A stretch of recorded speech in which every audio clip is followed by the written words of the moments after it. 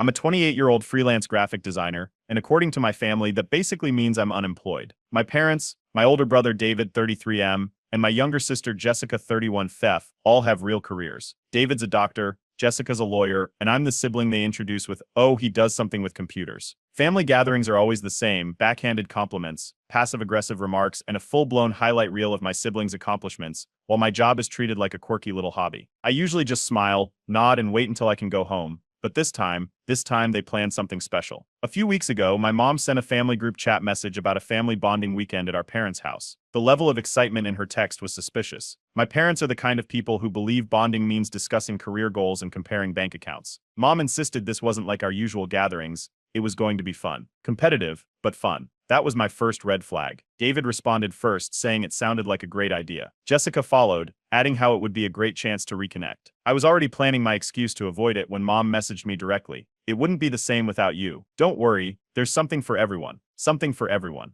Another red flag. But saying no would have resulted in a guilt trip long enough to put me in therapy, so I gave in. The moment I walked through the door, I knew I had made a mistake. David and Jessica were already there, sitting in the living room like royalty, while my parents hovered over them. My mom was beaming as she handed David a drink and asked about his latest groundbreaking medical case. Jessica's husband, a financial consultant who only speaks in stock market metaphors, was talking to my dad about investment portfolios. I barely made it through the front door before Mom turned to me with a smile that was way too forced. "Oh, you made it. How's work?" The hesitation before work told me everything. I shrugged. "Busy." Jessica didn't even look up from her phone. "Are you still doing those little designs?" "Little designs." Before I could answer, David chuckled. "Hey, at least you're your own boss, right?" Translation: at least you don't have to answer to anyone while struggling to pay rent. I ignored it and went to drop my bag in the guest room, already counting down the hours until I could leave. After dinner, Mom clapped her hands together like a camp counselor. "All right, everyone. It's time for our big surprise." Dad pulled out a whiteboard with Family Olympics written at the top. "We'll be competing in different challenges throughout the weekend." Mom explained, "It's all in good fun, but we'll also be keeping score." David smirked. "Are there prizes?" Mom's eyes practically sparkled. "Bragging rights, of course." I didn't miss the way she glanced at David and Jessica like she was already engraving their names on a trophy. The list of events was suspiciously specific. Medical trivia, public speaking, business strategy challenge, obstacle course, baking contest, debate competition, logic puzzles. 3 events directly catered to David and Jessica's fields, a few generic ones, and then logic puzzles. That was the only one that seemed remotely fair. Mike, my cousin who also happened to be the other family disappointment, leaned over and whispered, "So basically they planned a competition that we're supposed to lose." I nodded. Mike grinned. "Want to make it interesting?" I wasn't sure what he meant at the time, but I was already tired of being the family punching bag. "Let's do it." We started with medical trivia, because of course we did. It went exactly how you'd expect. David breezed through every question. Jessica got a few right because she was married to a guy who loved talking about health insurance policies. I got one question right by pure luck, and the entire room acted like it was the most shocking moment of the year. Jessica laughed. "Wow, maybe you missed your calling." David shook his head. "Nah, medicine isn't for everyone." I let it slide. The second event, public speaking, Jessica took center stage like she was about to argue a case in the Supreme Court. Perfect posture, perfect delivery, the whole 9 yards. I had zero chance of winning, so I decided to take a different approach. I stood up and gave a dramatic speech about the history of memes, dead serious. I broke down the evolution from rage comics to reaction images to modern-day viral TikToks. I even threw in a slideshow for effect. Half the room was crying from laughter. The other half, including my parents, looked like they wanted to disown me on the spot. When the votes came in, Jessica won obviously, but Mike caught my eye from across the room and mouthed, "Totally worth it." The unexpected win, logic puzzles. By the end of the night, I had lost every challenge. No surprise there. But then we got to logic puzzles. Turns out, years of working in design, problem solving for clients, and figuring out how to make impossible deadlines work had actually given me an edge. I crushed it. David struggled. Jessica tried to use some corporate strategy nonsense that made no sense. And me, I finished the final puzzle before anyone else even figured out what we were supposed to do. Mom laughed nervously. "Wow, lucky break, huh?" Dad shook his head. "Let's not make a big deal out of one round." Mike, on the other hand, stood up and cheered like I had just won the Super Bowl. That's when I realized something. They weren't expecting me to win anything. I wasn't supposed to do well. I was supposed to sit there, lose, and let them confirm their belief that I was the least successful one in the family. Well, too bad, because now I was actually going to try.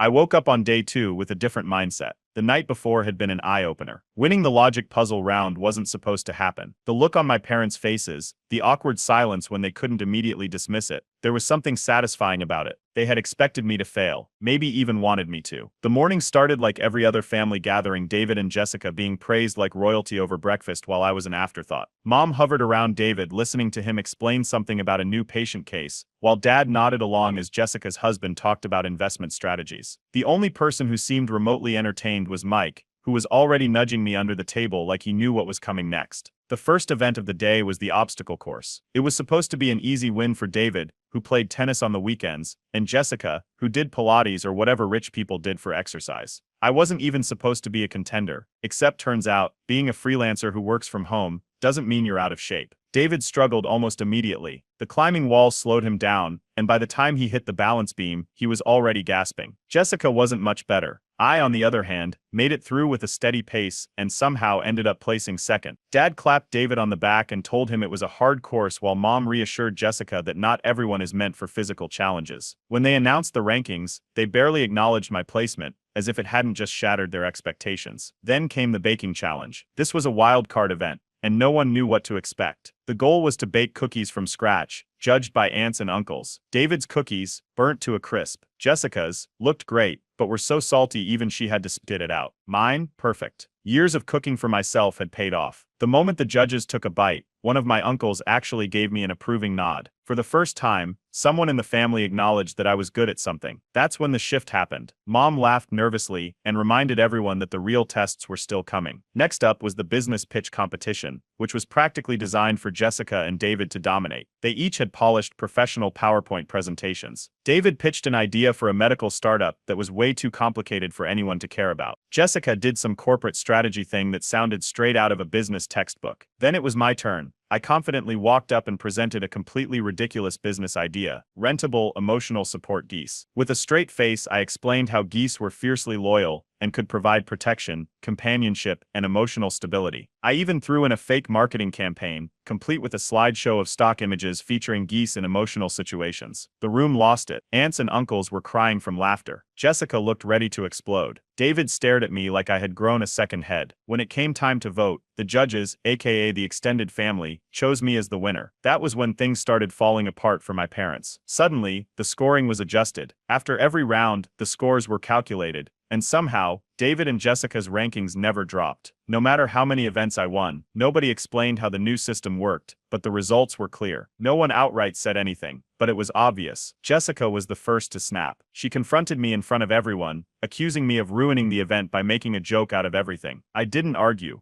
I just smiled. Mike, on the other hand, was done pretending. He loudly pointed out that if the competition was really about celebrating strengths, then why was everyone acting like my wins didn't count? The tension in the room shifted. The aunts and uncles, who had been laughing and enjoying the games, were now noticing the favoritism. Then came the talent show event. David gave a serious medical demonstration, complete with charts and diagrams. Jessica recited a legal speech like she was arguing in court. I got on stage, looked directly at my parents, and performed an over-the-top dramatic poetry reading about what it was like being the family disappointment. Mike was on the floor laughing. Aunts and uncles clapped through tears. Even David cracked a smile. Mom and Dad, stone-faced. Then came the moment everything changed. Seeing me gain traction, my parents suddenly announced that the last few events would have weighted scores. Jessica and David looked relieved. Mike, without missing a beat, asked the question that shut the entire room down. Was this whole thing designed just to prove OP is the least successful? Silence. No one spoke. No one even moved. Then Mom, in the fakest voice possible, laughed and said, "Of course not. This was about celebrating everyone's strengths." Nobody bought it. The illusion was gone. The favoritism was out in the open, and for the first time in my entire life, the extended family noticed it. Jessica and David weren't winning because they were the best. They were winning because the entire thing had been rigged from the start. I had one more shot to turn the tables completely, and this time, I wasn't holding back. The final event was a debate showdown, and from the moment it was announced, everyone knew exactly who was supposed to win. Jessica was already smirking. She had spent years arguing in courtrooms and winning cases. This was her event, the one where she could absolutely crush me and put everything back in order. Mom and Dad looked relaxed for the first time all weekend. The topics were announced, and it was the most blatant rigging I had seen yet. Corporate law, business ethics, financial regulations. David and Jessica immediately looked confident. The questions were designed for them, and everyone in the room knew it. Mike muttered under his breath, not even trying to be subtle.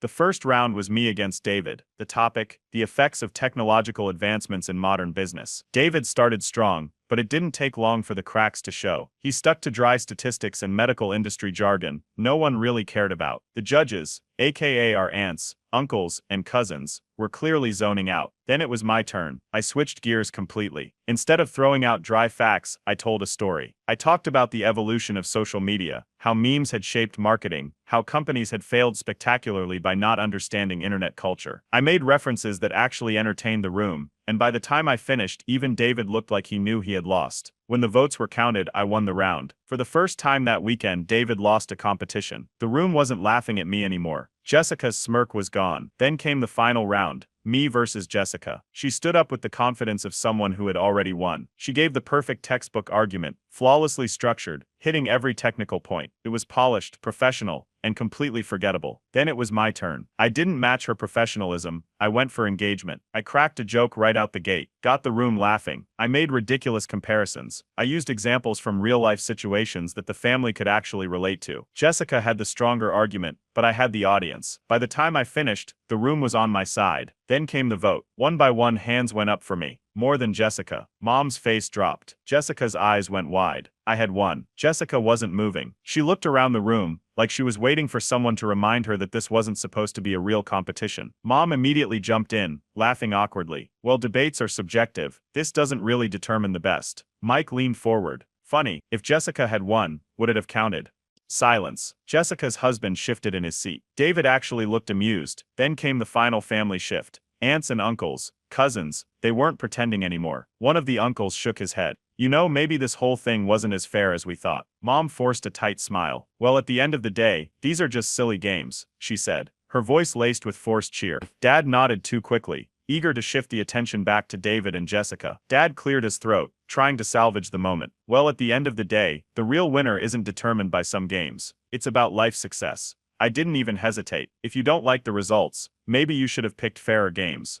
Jessica stood up so fast her chair nearly tipped over. She stormed out of the room, grabbing her bag on the way. Mom looked like she wanted to follow her, but instead she just sat there, frozen. Then the most unexpected thing happened. David, the golden child, let out a small chuckle, then quickly masked it, as if realizing he wasn't supposed to find this funny. For the first time, he looked like he was seeing the cracks in the system too. He shook his head and looked at me. You actually did really well. The moment hung in the air. Then Mike clapped. One cousin joined in. Then another. Then the entire room. Mom and Dad weren't clapping. Their perfect family competition, their big plan to prove I was the least successful, had ended with me as the winner, and they hated it. I walked out of that house with my head held high. Not because I won, but because for the first time ever, they couldn't ignore it. The awkwardness in the room after my win was so thick, you could slice it with a knife. Jessica was still gone, having stormed off after the debate. Mom and Dad looked like someone had unplugged them. Their perfect plan had collapsed right in front of them, and now they were stuck pretending everything was fine. David sat back in his chair, arms crossed. He looked between our parents and the extended family, his usual smugness replaced by something more unreadable, maybe realization, maybe discomfort. Then, almost reluctantly, he smirked. Mike, on the other hand, was having the time of his life. He leaned over, grinning like he had just won the lottery, and whispered,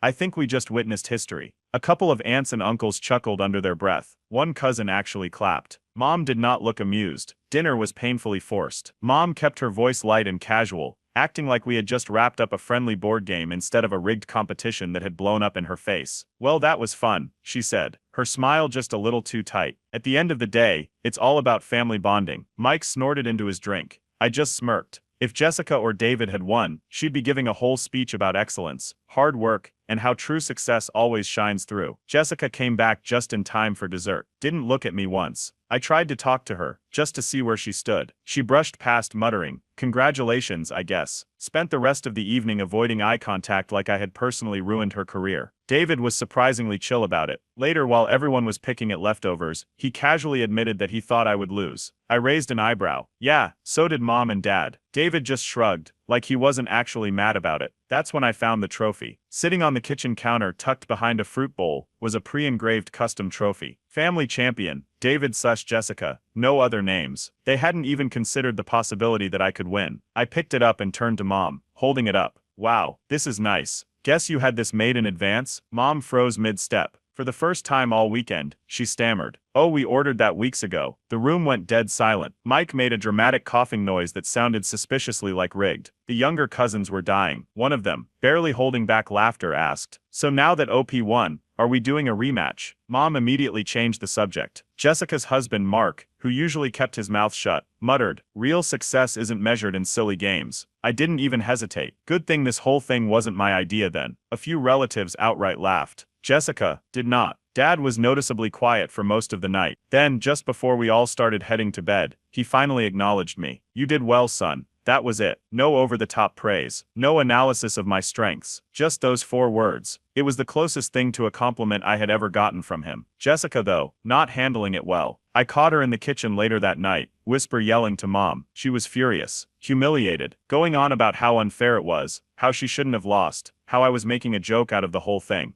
Mom, still desperate to keep the golden child fantasy alive, tried to calm her down. "No one actually thinks OP is more successful than you." I casually walked into the kitchen. "Oh, don't worry, I heard everything." Jessica whipped around, looking like she had just been caught stealing test answers. Mom looked exhausted. I poured myself a drink and took my time, letting the tension hang. Then, just to twist the knife a little, I raised my glass and said, "To family unity, right?" Jessica left early the next morning, didn't make a scene, didn't try to argue, just announced she had real responsibilities to get back to. Nobody begged her to stay. While packing up my things, I grabbed the pre-engraved trophy and walked over to Mom, held it up. Couldn't even hide my grin. "Hey Mom, I think you need to get this redone." The look on her face was priceless. The family group chat exploded before I even made it home. Cousins were going wild, dropping memes, jokes, and barely disguised shots at how the weekend had unfolded. Someone sent a photoshopped image of me holding an Olympic gold medal. Another cousin asked, "So is OP defending their title next year?" Aunts and uncles were more subtle, leaving vague but loaded comments like, "Well, that was certainly an interesting weekend, and didn't expect that outcome." Mom, she wasn't laughing. She sent one of those classic passive-aggressive messages, talking about how she appreciated everyone's participation and how the real goal was to bring the family together. Mike immediately replied with a trophy emoji. The group chat erupted again. Jessica, of course, took the loss online. A few hours later, she made a vague LinkedIn post about how true success isn't about competing with family, but about personal growth and meaningful impact. The best part, she never mentioned me directly, but it was painfully obvious who the post was about. I couldn't resist. I commented agreed. "Glad we all had fun though." Jessica blocked me, not just on Facebook, on everything. By the next morning, Mom was already rewriting history. She told relatives that the event was never meant to be serious, and that some people just took it too far. Mike texted me. "Then why was there a damn trophy?" Attached was a screenshot from a cousin who had overheard my parents talking before the weekend even started. The entire thing had been planned to teach OP a lesson. I just laughed. Then, something unexpected happened. David texted me privately. "Honestly, I feel bad. That whole thing was unfair to you." I stared at my phone for a second. David, the golden child, the family favorite. Admitting that, I just replied, "Appreciate it." It didn't change anything, but it was the first time in years he had actually acknowledged the favoritism. Then came Mom's last-ditch effort at control. I got an email from her, all about being mature and not gloating. I replied, "I just played the game you made up." No response. Relatives started choosing sides. Some backed me. Others tried to defend my parents. An aunt shrugged and said, "It's just how families are." Mike and I immediately roasted her in the cousins chat. But the best moment? Grandma. Grandma, who never sugarcoats anything, pulled me aside at a family gathering a week later. "I always knew they underestimated you. Glad you proved them wrong." Officially Team Grandma. Jessica's husband tried to step in. He messaged me, asking if we could move past this. I replied, "I never started anything." He didn't message again. Meanwhile, Mike and the cousins kept the jokes alive. Every time I entered the chat, someone would say, "The champion has arrived." Mom eventually left the group chat. Then out of nowhere, David and I actually had a real conversation. For the first time in years, he admitted, "I always felt pressured to be the successful one." I didn't say much, but that was the moment I realized he and I might actually be okay. Jessica, though, still ranting. A relative told me she was still going on about how unfair it was. I found it hilarious. Then Mike dropped the ultimate idea. My birthday was coming up. He texted me, "Championship celebration." Think about it. I was very, very tempted. A few weeks passed and things had mostly gone quiet, at least on the surface. No more passive-aggressive family messages, no attempts to reframe the weekend as harmless fun. Then Dad called. Straight to the point, "Jessica thinks you should apologize." I laughed for a solid minute. Apologize. For what? Winning? Dad didn't like that reaction. He tried again, saying how Jessica felt humiliated and that this whole thing got out of hand. I asked the obvious question. Did Jessica apologize for treating me like garbage for years? Silence. Dad mumbled something about keeping the peace before quickly changing the subject. Then Mom tried. She called later that night, using her classic guilt trip tone, urging me to just say sorry so we can all move forward. I repeated my question. Did Jessica ever apologize to me? More silence. Then out of nowhere, David did something I never expected. He defended me. In the family group chat, the same chat where Mom and Dad had been pretending like the weekend didn't matter, David finally spoke up. Honestly, the whole thing was rigged, and OP still won fair and square. Boom. The message just sat there. Nobody argued. Nobody rushed to defend Jessica. Then Mike struck again. He photoshopped an image of me standing on a podium, holding the family champion trophy, with Jessica and David standing in second and third place. The chat exploded. Cousins spammed crying, laughing emojis. A few aunts and uncles sent thumbs up. Jessica, she rage quit the group chat. Didn't say a word. Just left. Nobody rushed to add her back. That was the moment the parents finally gave up. No more calls. No more attempts to guilt trip me. They just stopped. Then Mike escalated things even further. A week later, at a family BBQ, he presented me with a certificate of achievement, framed, signed, awarded to OP family champion, winner against all odds. The cousins were dying. Dad looked like he wanted to throw it into the fire pit. Mom's eye twitched. I took it with both hands, bowed like I had just won an Academy Award, and said, "Wow, I never expected this honor." Mike wiped away a fake tear. An inspiration to underachievers everywhere. Jessica's husband actually pulled me aside later. For the first time ever, he admitted, "I see now how unfair that whole thing was." I just nodded. Yeah, I know. And then, the most unexpected twist of all. Without the parental pressure, David and I actually started hanging out more. For the first time in years, we had real conversations. No competition, no weird family dynamics, just normal conversations. Turned out, we actually got along. And that's when I realized I didn't just win a rigged competition. I exposed years of favoritism, and now, they couldn't ignore it anymore. It didn't take long for Jessica to go nuclear. A cousin sent me a heads up. Jessica was calling me a manipulative attention seeker in private messages. Apparently, she was furious that I had turned the family against her, and was ranting about how I had always been jealous of her success. Not surprising, not worth engaging. Meanwhile, Mom was in damage control mode. She started sending out family unity messages in the group chat, acting like the entire weekend had always been about togetherness. No matter what, we're all family. And that's what truly matters. Mike immediately replied with a gold medal emoji. David, though, he was done pretending. He finally spoke up, bluntly stating, "If you wanted OP to fail, maybe you should have rigged it better." Silence. Mom and Dad didn't reply. Then Mike went full troll mode. He started calling me gold medalist in the group chat. Aunts and uncles joined in. Jessica, livid. Then came her next meltdown. She posted a vague rant on Facebook about how some people need to grow up, and how real success isn't about childish competitions. I couldn't resist. I casually commented, agreed. Maybe don't hold rigged competitions then. She deleted the post within the hour. Then Grandma got involved. At a family lunch, she straight up told Mom, "You were wrong for this. No sugarcoating, no excuses, just pure blunt truth." The room went dead silent. Dad tried to backpedal, mumbling something about how it was never about proving anything. I didn't even hesitate. Then why was the trophy pre-engraved with David and Jessica's names? Dad went completely silent. Then Jessica and her husband started avoiding family events. They conveniently skipped a cousin's birthday with some excuse no one believed. Meanwhile, relatives started coming out of the woodwork. A few privately messaged me, admitting that they had always noticed the favoritism but hadn't realized how blatant it was until now. Then, at another family BBQ, Mike escalated the petty war. He brought a literal plastic gold medal and put it around my neck. Jessica walked out immediately. The real shocker, David and I actually bonded. Now that the golden child pressure was off, he admitted he never enjoyed it. Said it felt like a job. For the first time, we actually talked like normal siblings. Jessica's husband tried to step in again, messaged me privately, saying Jessica felt embarrassed and wanted to move on. I replied, "She did that to herself." He didn't push further. Then Mom made one last attempt. She called saying, "If you care about this family, you'll let it go." I didn't even hesitate. I already won. I don't need to do anything. Then Jessica made her final move. She tried to plan a new family bonding retreat, but only invited people who had sided with her. The group chat, dead silent. Then finally, Dad cracked. At another family gathering, he begrudgingly admitted, all right, you were impressive." I grinned. That wasn't so hard, was it? A year later, and life has never been better. My freelance business took off after I started focusing on clients who actually respected my work. I moved into a better apartment, upgraded my workspace, and somehow ended up with an actual social life. Turns out, not needing validation from my family was the best decision I ever made. Meanwhile, Jessica has been on a full-blown rebrand tour. She suddenly pivoted into a family-first advocate on social media, posting about how strong families stick together and forgiveness is key to happiness. Nobody buys it. The same people who watched her melt down over a debate competition now have to see her pretending she's all about unity. It's embarrassing. David, on the other hand, his glow-up was completely unexpected. A few months ago, he quit his high-stress job to start his own private practice. Turns out, medicine wasn't actually his passion. It was just what our parents wanted. Now that he's doing his own thing, he seems happier than ever. Mike, of course, never changed. Randomly texted me last week, "How does it feel to be a living legend?" I replied, "Pretty great, honestly." He responded with a gold medal emoji. Jessica's husband, though, completely over it. At family gatherings, he looks exhausted whenever she launches into one of her personal responsibility speeches. One time,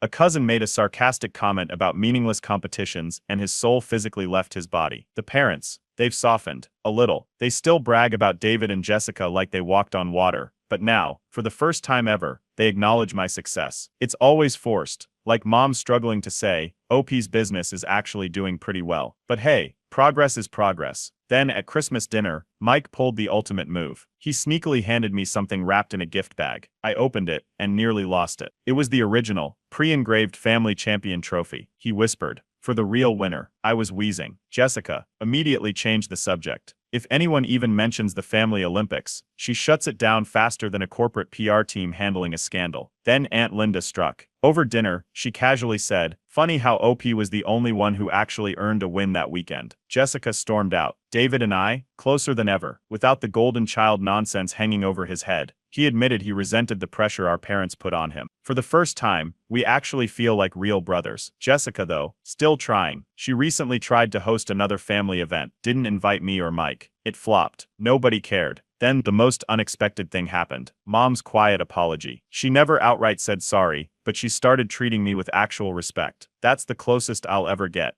And honestly, I'll take it. Grandma, though, still undefeated. At a family lunch, she leaned over and told me, "They thought they could humiliate you, but all they did was prove you're the smartest one in the family." I'm seriously considering getting that quote framed. Then Mike delivered his final masterpiece. He made custom Family Champions t-shirts for me, wears his to every family gathering. At this point, I can't even be mad. The final lesson? Sometimes, the best revenge is proving people wrong on their own turf. 1 year later, and somehow, Jessica has decided to rewrite history. She suddenly acts like she was supportive all along. At family gatherings, she casually mentions how the Family Olympics were just a fun bonding experience, and how she always knew I had it in me. I know better. She's still blocking me on everything except for the family group chat, which she rarely engages in anymore. Meanwhile, David made a big move. Literally. A few months ago, he announced he was relocating to another state to start fresh. No parents' influence, no expectations, just his own life on his own terms. He packed up and left, saying, "I just need to be my own person for once." I respected it. Maybe he finally figured out what I had known for years. Then Mom made one last attempt to salvage the situation. She invited me, Jessica, and David to a private apology dinner. David and I agreed,